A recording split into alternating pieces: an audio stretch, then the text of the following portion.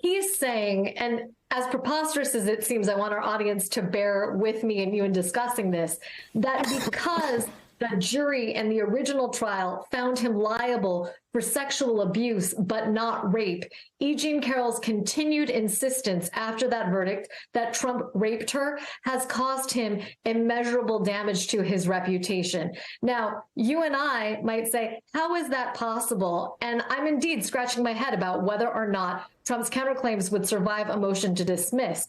Among other things, it's not clear to me that the difference between the reputational harm from committing a sexual assault, which a jury unanimously found he did, and committing a rape is distinct from one another. But even if it were, imagine the expert who will have to go into court and say that the damage to Trump's reputation in May 2023, because E. Jean Carroll continues to say that she was raped, can be disaggregated from all the different ways in which Trump's reputation has otherwise been damaged, mostly through his own actions, including 2 presidential impeachments and 2 pending criminal indictments.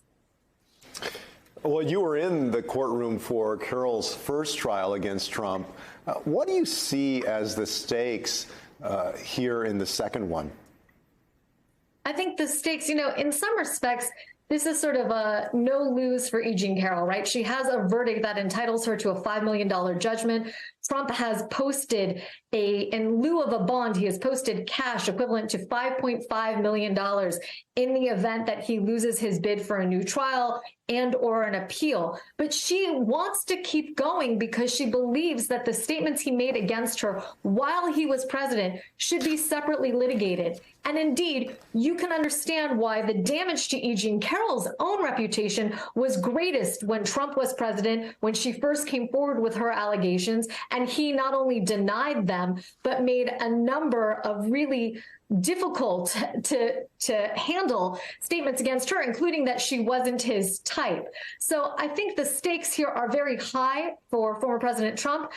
On the other hand, I don't think they're that high for E. Jean Carroll, having already won a verdict in this most recent trial that she was not only defamed by Donald Trump, but that he sexually assaulted her as well. That's the crux of the issue for any defamation claim premised on those events.